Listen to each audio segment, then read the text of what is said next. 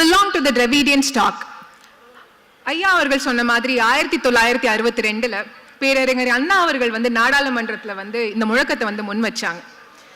இந்த முழக்கன்றது பார்த்தோம்னா அன்னைக்கு நாடாளுமன்றத்தை மட்டும் கிடையாது, இந்தியா முழுக்க இது வந்து அதிர வச்ச முழக்கமா தான் அன்னைக்கு இருந்துச்சு.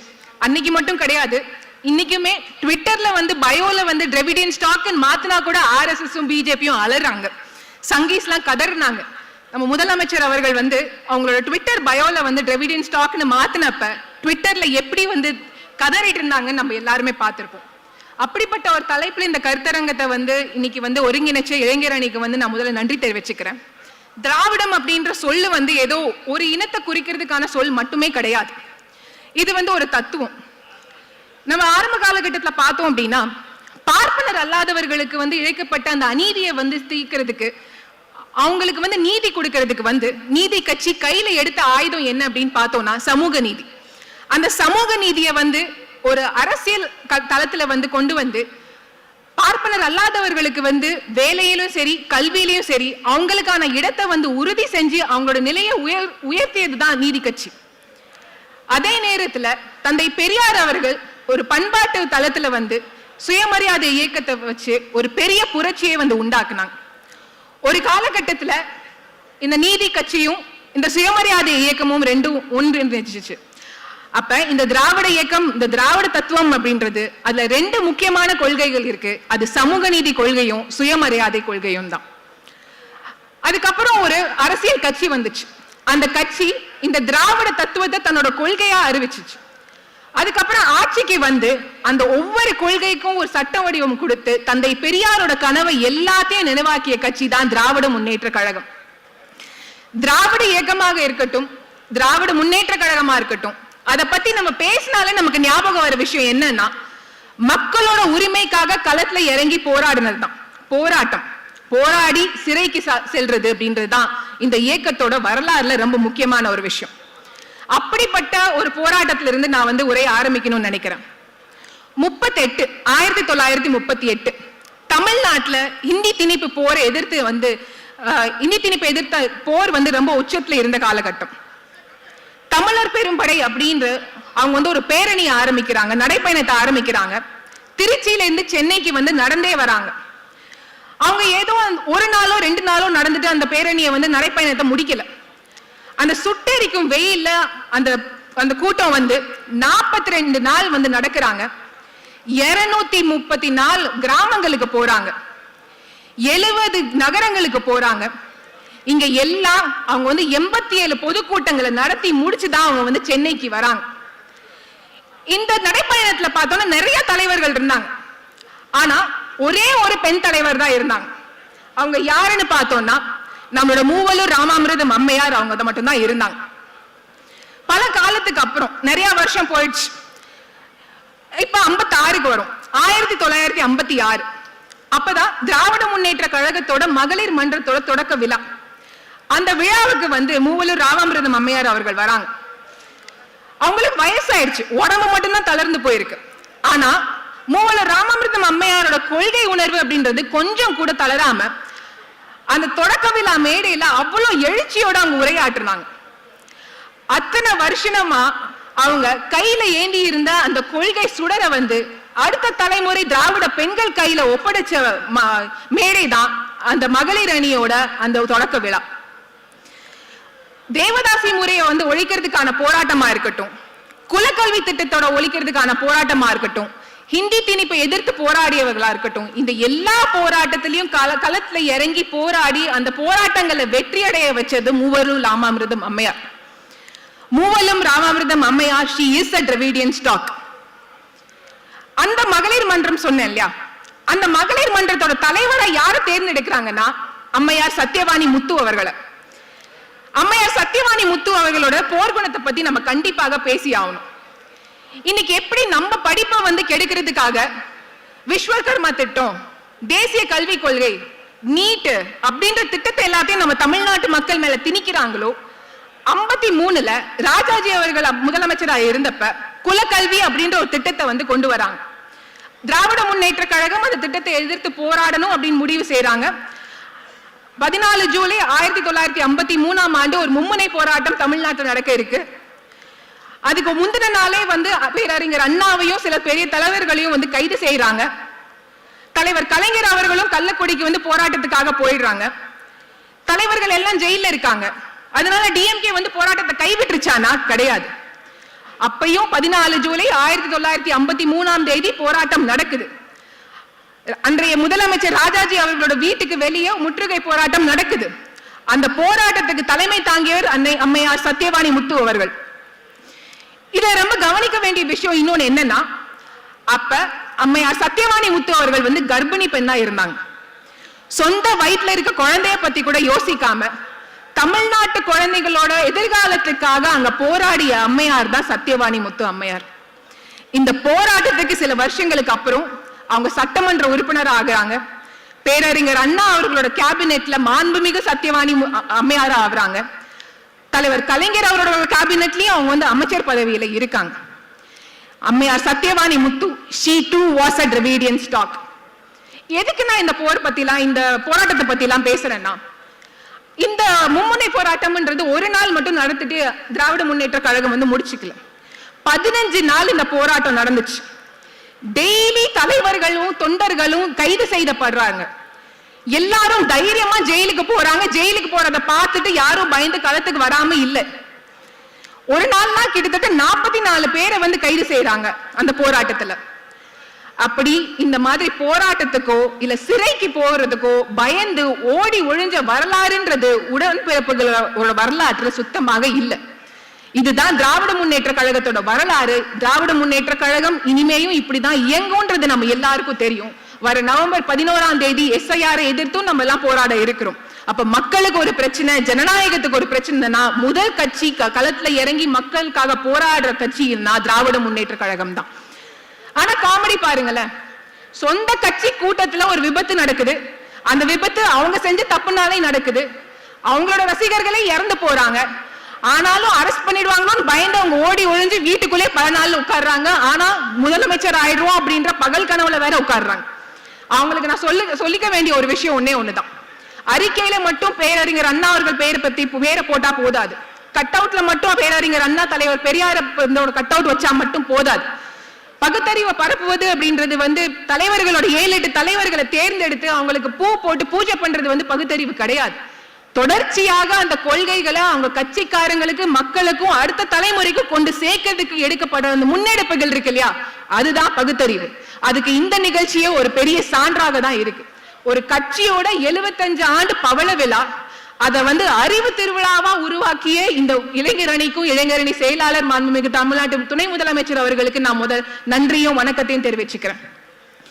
அதே மாதிரி இன்னும் ஒரு அம்மையார் பத்தி நான் குறிப்பிடணும்னு நினைக்கிறேன். அதே 1938 இந்தி திணிப்பு போராட்டம். அம்மையார் புவனேஸ்வரி நடராஜன் அவர்கள் வந்து ஜெயிலுக்கு போறாங்க. ஹிந்தி திணிப்பு போராட்டத்துல பங்கேற்று அவங்க ஜெயிலுக்கு போறாங்க. கையில ஒரு 6 மாச கை குழந்தையோட ஜெயிலுக்கு போறாங்க. அன்றைய முதலமைச்சர் அவர்கள் வந்து நக்கல் பண்றார். குழந்தைக்கு பால் கொடுக்க வக்கில்லாதவங்க எல்லாம் பாலுக்காகவும் சோத்துக்காகவும் தான் ஜெயிலுக்கு வராங்க அப்படின்னு. ஆனா அந்த நக்கல் நையாண்டியையும் வந்து போராட்டத்தோட ஒரு எரிபொருளாக மாற்றி அந்த போராட்டத்தை வெற்றிகரமா முடிச்சவர் அம்மையார் நடராஜன் அவர்கள். புவனேஸ்வரி நடராஜன் அம்மையார், she is a Dravidian stock. அந்த மகளிர் மன்றம் சொன்னேன் இல்லையா, அந்த மகளிர் மன்றம் மேடையில 56ல ஒரு மாணவி, ஒரு சின்ன மாணவி அவ்வளவு எழுச்சியோட பேசுறாங்க. அவங்க சொன்ன ஒரு விஷயம், தொட்டில ஆற்ற கைதான் தொழிலகத்தை ஆளும் அப்படின்னு நம்ம இந்த உலகத்துக்கு சொல்லணும் அப்படின்றத வந்து அந்த மாணவி பேசுறாங்க.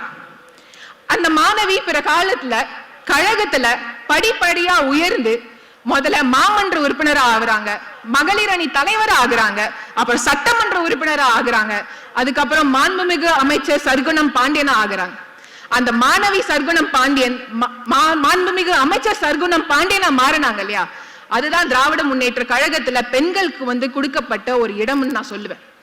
யாரு வந்து வேலை பார்த்தாலும், யாரு களத்துல இறங்கி பெண்களுக்காக மக்களுக்காக வேலை பார்த்தாலும் அவங்களுக்கான அங்கீகாரம்ன்றது கழகத்துல கொடுக்கப்படும்ன்றதுக்கான சான்று தான் சர்க்குணம் பாண்டியன் அம்மையார் அவர்கள்.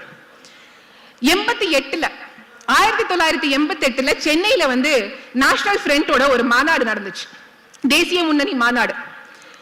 அதுக்கு வந்து விபி சிங் தலைவர் விபி சிங் அவர்கள் வந்து வந்திருக்காங்க. அந்த மாநாட்டை பத்தி பேசுறப்பெல்லாம் நமக்கு ஞாபகம் வர ஒரு விஷயம் என்னன்னா, இந்த இளைஞர் அணி வந்து அன்னைக்கு நடத்தின இந்த பேரணி, இன்றைய மாண்புமிகு முதலமைச்சர் அவர்கள், கழக தலைவர் அன்னைக்கு இளைஞர் அணி செயலாளராக இருந்தாங்க. இளைஞர் அணியை வந்து ஒரு ராணுவ கட்டுப்பாட்டோட ஒரு பேரணியில வந்து கூட்டிட்டு போனாங்க. அந்த ராணுவ கட்டுப்பாட்டை பார்த்து தேசிய தலைவர்கள் எல்லாருமே ரொம்ப பிரமிச்சு போனாங்க. இன்னைக்கு வரைக்கும் பேசப்படக்கூடிய ஒரு விஷயம் வந்து அந்த பேரணி தான். அதே மாநாட்டுல அம்மையார் சர்க்குணம் பாண்டியம் அவர்கள் கிட்டத்தட்ட 2000 மகளிரை வந்து அதே ராணுவ கட்டுப்பாட்டோட ஒரு பேரணியில கூட்டிட்டு போறாங்க. தலைவர் கலைஞர் அவர்கள் அந்த பேரணியை பார்த்து ரொம்ப மகிழ்ந்து போறாங்க. சர்க்குணம் பாண்டியன் அம்மையாரை வந்து மேடைக்கு கூப்பிட்டு அவங்கள பாராட்டி அவங்களுக்கு ஒரு தங்க சங்கிலிய கூட வந்து பரிசளிக்கிறாங்க. இப்படி அந்த அம்மையார் சர்க்குணம் பாண்டியன் அவர்களும் she is a Dravidian stock. இப்படி தலைவர்கள் பேரா சொல்றேனே, தொண்டர்களுக்கான நிலை என்ன அப்படின்ற ஒரு கேள்வி வந்து சில பேருக்கு வந்து வரலாம். அடுத்த கதை வந்து ஒரு தொண்டர், அப்படிப்பட்ட ஒரு தொண்டர் பத்தின கதை. 57ல தலைவர் கலைஞர் அவர்கள் வந்து குளித்தலையில வந்து போட்டியிடுறார். அந்த எலெக்ஷனுக்கான பிரச்சாரம் வந்து ஆரம்பிச்சிருச்சு. அப்ப அம்மையார் பொற்செல்வி அம்மையாரோட கணவரும் கிராமமா போய் தலைவர் கலைஞருக்காக வந்து பிரச்சாரம் செய்யறாங்க. தலைவர் கலைஞரும் வந்து அவர் ஜெயிக்காத எலெக்ஷனே இல்ல, அந்த எலெக்ஷனையும் ஜெயிச்சிடுறார். அந்த எலெக்ஷன்ல ஜெயிச்சதுக்கு அப்புறம் அவர் பேசுற ஒவ்வொரு மேடையிலுமே வந்து ரொம்ப பெருமையா சொன்ன விஷயம், என்னோட வெற்றிக்கான ரொம்ப முக்கியமான காரணம் வந்து அம்மையார் பொற்செல்வி அவர்களும் அவங்களோட கணவர் அவர்களும் அப்படின்னு. அப்ப அந்த அம்மையார் பொற்செல்வி அவர்கள் வந்து மகளிர் மன்றம் வந்து மகளிர் அணியா மாறுறப்ப அதுக்கான தலைவராகவும் ஆகிறார். இப்படி என்னைக்குமே தொண்டர்கள் தான் திராவிட முன்னேற்ற கழகத்தோட இதயம்ன்றது நம்ம தலைவர்கள் பல காலமா நம்ம கிட்ட சொல்லிட்டு இருந்திருக்காங்க.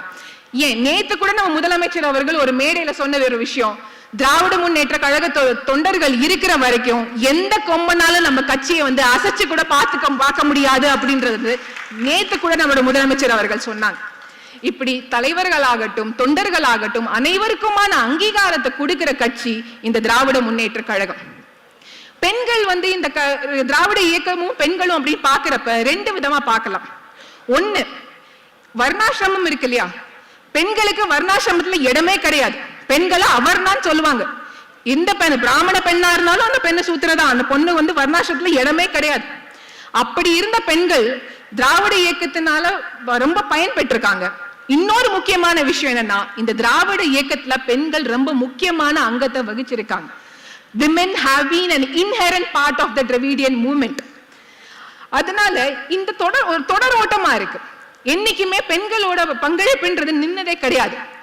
அந்த தொடர் ஓட்டம்ல இப்ப இருக்க காலகட்டத்துல பார்த்தோம்னா நம்மளோட கழகத்தோட துணை பொதுச் செயலாளர் கனிமொழி மேம் அவர்கள் வந்து இப்ப வந்து திராவிட கொள்கைகளை டெல்லியில நாடாளுமன்றத்துல அவ்வளவு துணிச்சலாக பேசிட்டு இருக்காங்க. ஒரு ஃப்ளட்டா இருக்கட்டும், ஸ்ட்ராமா இருக்கட்டும், இறங்கி மக்களுக்காக வேலை பார்க்கறாங்க. இந்த மாதிரி அது ஆண் பெண் அப்படின்ற வித்தியாசம் பார்க்காம பெண்களுக்கான இடத்தை தொடர்ச்சியா உறுதி செய்யறது வந்து Dravida Munnetra Kazhagam. Kanimozhi Karunanidhi she is a Dravidian stock. இப்ப நான் ஏன் இதெல்லாம் சொல்றேன் அப்படின்னா, ஒரு வரலாற்று ஃபேக்ட் வந்து உங்ககிட்ட சொல்லணும்னு நினைக்கிறேன். இந்த புக்கு கண்டிப்பா உங்களுக்கு வந்து எக்ஸிபிஷன்லயும் இருக்கும். ஐயா சுபவீர பாண்டியன் அவர்களோட ஒரு புக்கு. அந்த புக்கோட பேர் என்னன்னு பார்த்தோம்னா அறிவு தேடல். அந்த புக்ல வந்து 1920 எலெக்ஷனுக்கு அப்புறம் நடந்த ஒரு ஃபேக்ட் பத்தி சொன்னாங்க. 1920ல வந்து நீதி கட்சி வந்து ஆட்சிக்கு வராங்க. அப்ப வந்து மேலவையில பார்த்தோம்னா ஒரு பெண் உறுப்பினர் கூட கிடையாது. அப்ப அம்மையார் முத்துலட்சுமி ரெட்டி, டாக்டர் முத்துலட்சுமி ரெட்டியை வந்து நியமனம் செய்யறாங்க. அவங்கள துணை தலைவராகவும் ஆக்குறாங்க. அப்ப அந்த மேலவையோட உறுப்பினர் மாமனிதர் எல்சி குருசுவாமி அப்படின்ற ஒரு ஐயா இருக்காங்க. அவங்க அங்க பேசுறப்ப சொல்றாரு, எப்படி ஒரு கொடூரமான கோடை காலத்தோட தாகத்தை தணிக்கிறதுக்கு ஒரு மடக்கு தண்ணி பத்தாதோ அதே மாதிரிதான் இன்னைக்கு நம்மளோட மேலவையும் இருக்கு. ஒரே ஒரு பெண்ணு தான் இருக்காங்க. ஆனா அதுக்காக அட்லீஸ்ட் அந்த குறைஞ்சபட்சம் ஒரு மடக்காவது நமக்கு கிடைச்சிருக்கேன்னு நான் சந்தோஷப்படுறேன் அப்படின்னு பெருமையா பேசினவர் முத்துலட்சுமி ரெட்டி அவர்களை பெருமையா பேசினவர் எல்சி குருசுவாமி ஐயா அவர்கள். நான் இதை ஏன் இப்ப சொல்றேன் அப்படின்னா, இத சொன்ன எல்சி குருசுவாமி ஐயா இதை சொன்ன வருஷம் பார்த்தோம்னா 1923. 24 வந்து திருக்குவளையில ஒரு குழந்தை பிறக்குது. அந்த குழந்தைக்கு வந்து 13 வயசுக்கு முன்னாடியே வந்து குழந்தைக்கு வந்து அரசியல பயங்கர ஈடுபாடு. அந்த குழந்தை ஒரு காலத்துல முதலமைச்சராகவும் ஆகுறாங்க. முதலமைச்சர் ஆனதுக்கு அப்புறம் அவங்க என்ன பண்றாங்கன்னா, பெண்களுக்கு உள்ளாட்சியில பார்த்தோம்னா இடஒதுக்கீடு கொண்டு வராங்க. அதே மாதிரி கழகத்துல ஒவ்வொரு படிநிலையிலுமே வந்து பெண்கள் கண்டிப்பாக இருக்கணும். அது கிளை கழகமா இருக்கட்டும், மாவட்டமா இருக்கட்டும், இல்ல பகுதியா இருக்கட்டும், எல்லா படிநிலையிலுமே வந்து பெண்கள் கண்டிப்பாக இருக்கணும்ன்ற சட்ட வடிவத்தையும் கொண்டு வரார். அது வேற யாரும் இல்லை, நம்மளோட தலைவர் கலைஞர் அவர்கள். அதுக்கப்புறம் பார்த்தோம்னா தலைவர் மு.க. ஸ்டாலின் அவர்கள் வந்து இப்ப ஆட்சிக்கு வந்ததுக்கு அப்புறம் அந்த உள்ளாட்சி துறையில வந்து உள்ளாட்சி அமைப்புல வந்து பெண்களுக்கான இடஒதுக்கீடை வந்து 50 விழுக்காட்டா மாத்துறார். அது மட்டும் இல்லாம 2006 தலைவர் கலைஞர் அவர்கள் வந்து முதலமைச்சரா இருக்காங்க. மு.க. ஸ்டாலின் ஐயா கழக தலைவர் அவர்கள் வந்து அப்ப வந்து உள்ளாட்சித்துறை அமைச்சராகவும் இருக்காங்க. அந்த நேரத்துல தமிழ்நாட்டுல பார்த்தோம்னா 6 மாநகராட்சி. அந்த 6 மாநகராட்சியில 2006லயே 3 பெண் மேயர்கள், 50 விழுக்காட்டு அன்னைக்கே நம்ம வந்து பெண் மேயர்கள்ல கொடுத்திருந்தோம். சேலம், மதுரை, திருச்சின்னு 3 இடத்துலயும் பெண் மேயர்கள் இருந்தாங்க.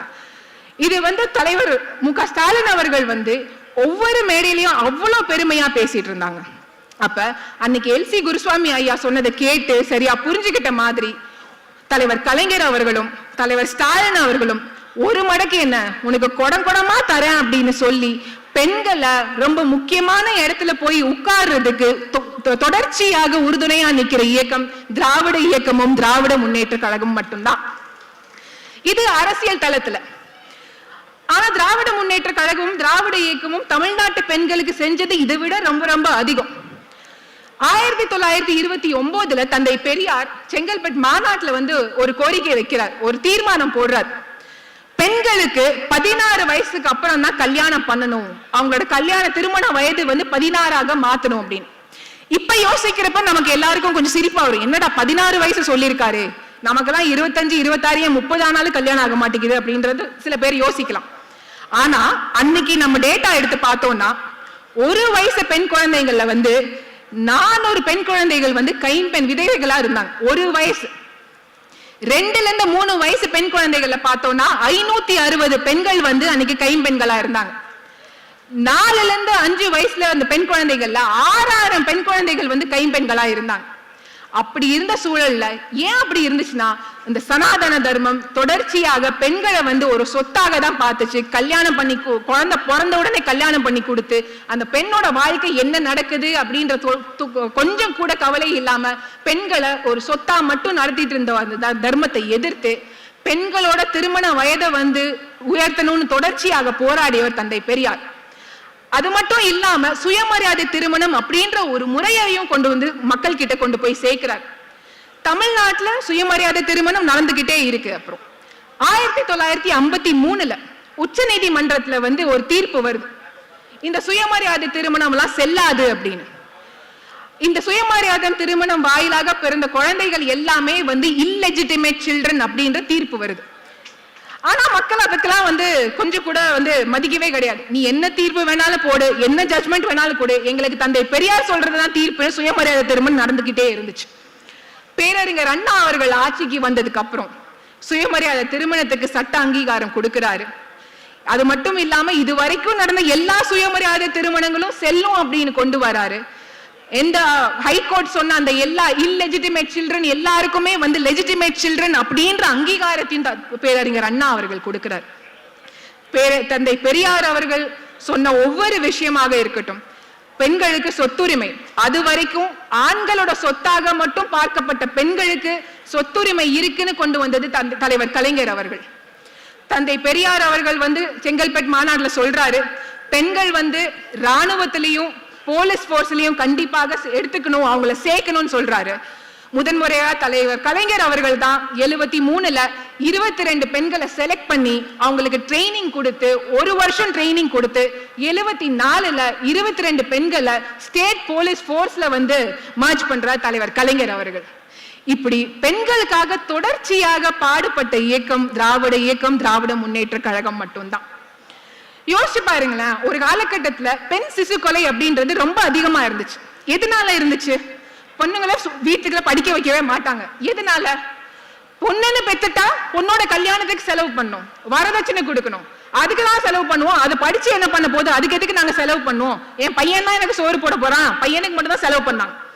அதை புரிஞ்சு தலைவர் கலைஞர் அவர்கள் சொன்னாரு, உன் பொன் பிள்ளைய வந்து நீ 8வது வரைக்கும் படிக்கவே, அந்த திருமண உதவியா நான் வந்து 5000 ரூபாய் தரேன் அப்படின்றார். எல்லாரும் படிக்க வைக்கிறாங்க. உடனே நம்ம தலைவர் தான் கெட்டிக்காரர்ல, கோல் போஸ்ட மாத்துறார். சரி 8வது வரைக்கும் படிக்க வச்சிட்டாங்க. அடுத்து 10வது வரைக்கும் படிக்க வை, 25000 தரேன் அப்படின்றார். எல்லாரும் 10வது வரைக்கும் படிக்க வைக்கிறாங்க. இப்படி கிச்சன்ல இருக்கிறதுக்கு மட்டும்தான் நீ லாயக்குன்னு சொல்லிட்டு இருந்த பெண்களை திட்டங்கள் வாயிலாக தொடர்ச்சியாக ஸ்கூலுக்கு காலேஜுக்கும் கூட்டிட்டு வந்தது தலைவர் கலைஞர் அவர்கள்.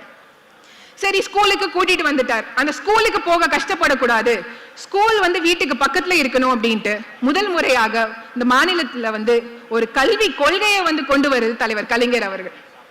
இருக்கிற ஸ்கூலுக்கு போறதுக்கும் கஷ்டப்படக்கூடாது, செலவு பண்ணக்கூடாதுன்றதுக்காக கட்டணமே இல்லாத ஃப்ரீ பஸ் பாஸ் மாணவர்களுக்கு கொடுத்தது தலைவர் கலைஞர் அவர்கள். அது மட்டும் இல்லாம காலேஜுக்கு போறியா, நீ ஃபர்ஸ்ட் ஜெனரேஷனா, உனக்கு ஸ்காலர்ஷிப் கொடுக்கிறேன், எந்த ஜாதியா இருந்தாலும் பரவாயில்ல, உனக்கு ஸ்காலர்ஷிப் கொடுக்கிறேன்னு கொடுத்தது தலைவர் கலைஞர் அவர்கள். அதையும் தாண்டி இப்ப அதோட நீட்சியாக தான் நம்மளோட மாண்புமிகு முதலமைச்சர் அவர்கள் வந்து இன்னைக்குமே பார்த்தோம் அப்படின்னா பெண்களுக்காக தான் ஒவ்வொரு திட்டமும் பார்த்து பண்ணிட்டு இருக்கோம். தலைவர் கலைஞர் அவர்கள் அரசாங்க வேலையில பெண்களுக்கு வந்து 30% இடஒதுக்கீடு கொண்டு வந்தார். நம்ம மாண்புமிகு முதலமைச்சர் அவர்கள் அதை 40% வந்து உயர்த்துறாங்க. அதுக்கப்புறம் வந்து இப்ப வந்து பெண்களை படிக்க வச்சாச்சு, வேலையும் உறுதி செஞ்சாச்சு. ஒரு இடத்துல இருந்து இன்னொரு இடத்துக்கு போகணும் அப்படின்னா பெண்களுக்கு வந்து டிரான்ஸ்போர்ட் வேணும், ஆங்கிலத்துல மொபிலிட்டின்னு சொல்லுவோம். விடியல் பயணம் திட்டம் வாயிலாக முதலமைச்சர் அவர்கள் அந்த மொபிலிட்டியும் வந்து என்ஷோர் பண்றாரு. ஒவ்வொரு நாளைக்குமே தமிழ்நாட்டுல மட்டும் 57 லட்சம் பெண்கள் வந்து விடியல் பயணம் திட்டத்தை வந்து பயன்படுத்திட்டு இருக்காங்க.